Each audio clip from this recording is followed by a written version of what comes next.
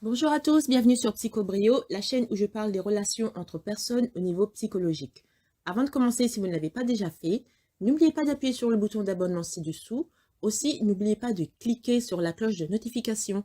Cela vous informera à chaque fois que je télécharge une nouvelle vidéo. Ainsi, vous ne manquerez de rien. Donc, dans ma précédente vidéo sur cette série, nous avons parlé de différentes façons de faire face à un narcissique. Maintenant, nous allons voir deux points supplémentaires qui sont le gaslighting et l'importance de booster son estime de soi. Commençons donc par le gaslighting.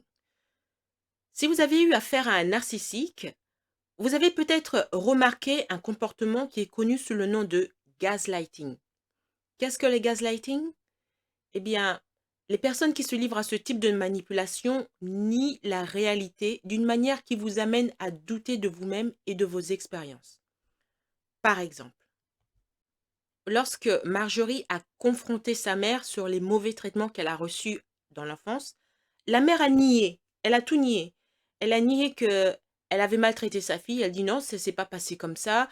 Euh, et quand la fille lui donnait des exemples, il dit mais non, mais t'exagères, je t'ai pas fait ça. Ou quand la fille lui disait bon bah tu m'insultais, tu me traitais de la mère, disait mais non, mais c'était juste une plaisanterie. Comment est-ce que tu peux prendre les choses aussi sérieux?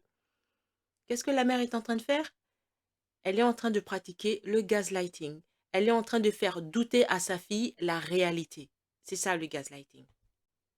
C'est un processus qui a pour but de miner votre confiance en suggérant que vous ne savez pas ce qui s'est réellement passé en vous et euh, ça vous accuse d'avoir mal interprété la situation ou même de réagir d'une manière excessive. Dans d'autres cas, eh bien, les narcissiques peuvent simplement nier les choses qu'ils ont faites ou dites. Juste dire non, j'ai pas fait ça. Point à la ligne. Donc, faire face au gaslighting, ce n'est pas facile, surtout quand c'est votre parole contre la leur. Une façon d'agir en conséquence est de garder des enregistrements des événements en les écrivant, en gardant des documents de papier qui corroborent vos expériences ou en enrôlant d'autres personnes pour assister à vos conversations avec le gaslighter. Par exemple, j'avais déjà donné l'exemple de Pierre au boulot. Son collègue lui a dit, le rendez-vous est à 10 heures, le rendez-vous où le grand boss va venir parler à toute l'équipe, le grand PDG de la compagnie. Il dit, le rendez-vous, ce sera à 10 heures dans la salle de conférence. Ensuite, Pierre, parce qu'il sait que cet homme ne l'aime pas et il peut lui mentir et lui faire toutes sortes de crasses, alors Pierre envoie un message par email à ce collègue et lui dit: «Est-ce que tu es sûr que le rendez-vous est à 10 heures?» Et le collègue lui répond: «Oui, bien sûr, le rendez-vous est à 10 heures.» Mais Pierre sait, parce qu'il s'est renseigné avec d'autres collègues, le rendez-vous est à 8 heures. Donc, il va garder cet email comme preuve que son collègue est un menteur. Ça peut toujours lui servir un jour dans le futur. Donc, quand vous avez affaire à ce genre de personnes, vous devez garder toutes sortes de documents qui vont prouver que c'est vous qui avez raison, qui vont prouver que votre réalité est en fait la réalité. Ceci est particulièrement important sur le lieu du travail où un narcissique compétitif pourrait vous accuser de comportement mauvais ou incompétent pour gagner les faveurs de vos collègues ou du patron. Lorsque ce genre de personne essaie de vous gaslighter, dites-lui clairement que vous savez ce qu'il fait et que vous ne tolérerez plus ce genre de comportement. Une autre façon de faire face à un narcissique est de booster votre estime de soi. Une personne narcissique sape souvent les autres pour renforcer son ego. Cela peut être particulièrement dommageable lorsque la personne vous écrase toujours de manière subtile. Le lieu de travail est particulièrement vulnérable à ce type de comportement. Pour vous assurer que vous avez la force mentale de faire face à une telle personne, assurez que votre estime de soi reste ferme, même face aux défis. Les narcissiques gravitent toujours autour des personnes qui permettent leurs shenanigans. Gardez votre estime de soi élevée, même si le narcissique essaye de vous manipuler et de vous saper. Cette attitude positive envers vous-même peut vous aider à naviguer dans des situations les plus nuisibles. Vous vous demandez peut-être: comment est-ce que je peux renforcer mon estime de soi? Eh bien, j'ai ici quelques points. Point numéro un, s'engager dans un discours intérieur positif. Ne dites pas du mal de vous, ne dites pas: «Oh, je suis trop bête, oh, pourquoi est-ce que j'ai fait ça?» Non, vous dites: «OK, j'ai fait cette erreur, maintenant je vais apprendre de cette erreur. Comment est-ce que je peux avancer de manière positive dans ma vie?» Des choses comme ça. Restez positif par rapport à vous-même. Point numéro 2, c'est en connexion avec le point numéro un. Vous devez vous pardonner vos erreurs. Ce n'est pas parce que vous avez fait quelque chose qu'il ne fallait pas que vous devez vous engouffrer dans l'amertume au point de perdre toutes sortes de contacts avec la réalité. Non, tout le monde fait des bêtises, personne n'est parfait, tout le monde fait à un moment ou à un autre des choses qu'il ne devrait pas faire. Continuez d'avancer. Point numéro 3, vous devez vous entourer de personnes qui vous soutiennent et qui croient en vous. Point numéro 4, vous devez défendre vos intérêts.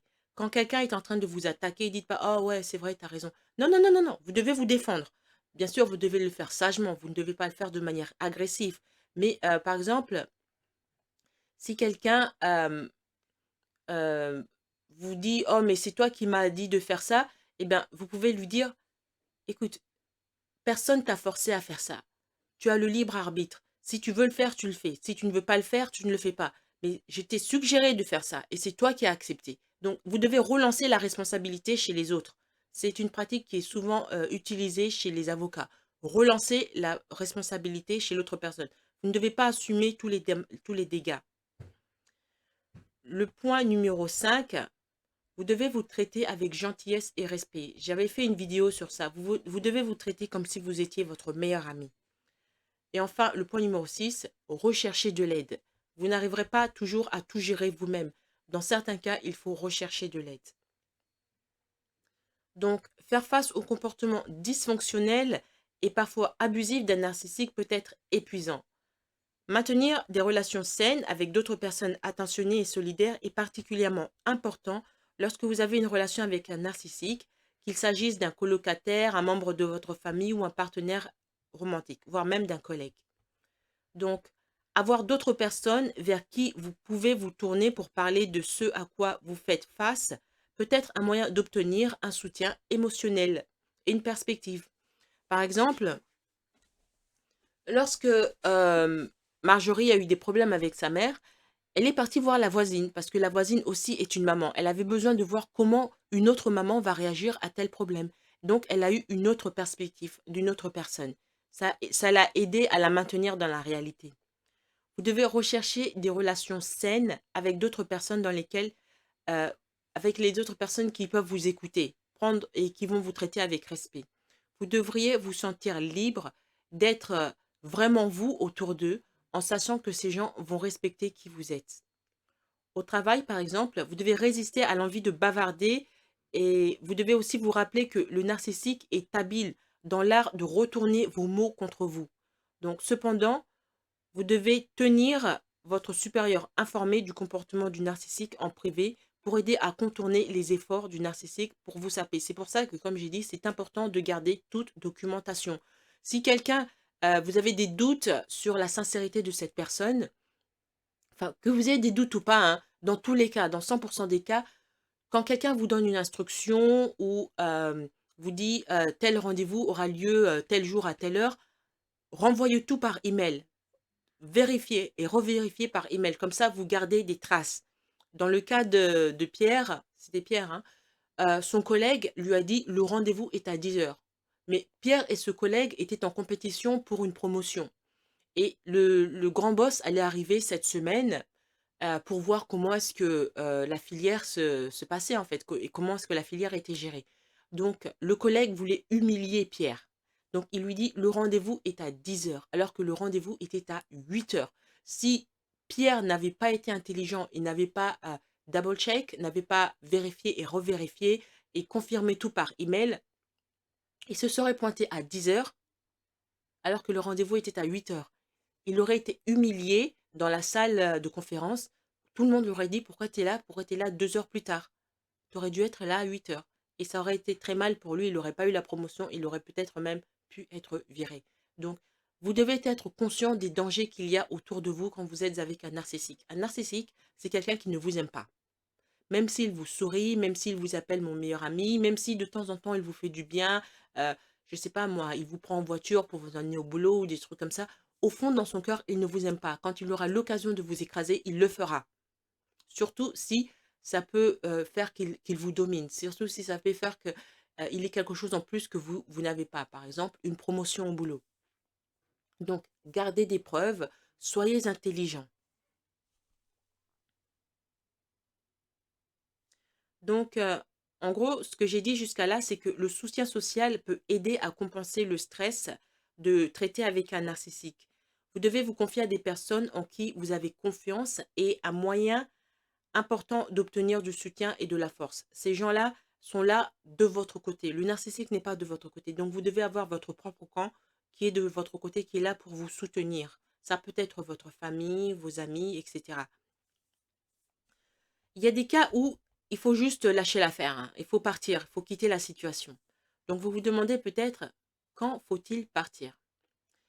Eh bien, les relations toxiques peuvent avoir un impact gravement néfaste sur votre bien-être mental.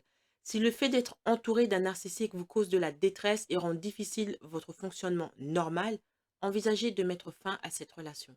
Cela pourrait signifier que vous devez complètement quitter la situation ou complètement vous séparer de cette personne.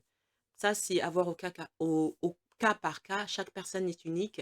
Votre situation est aussi unique. Donc, je ne peux pas vous dire, oh, quittez votre petite amie. Non, non, ça se fait pas comme ça. C'est à vous de réfléchir et de prendre de bons conseils aux de personnes qui se soucient vraiment de vous.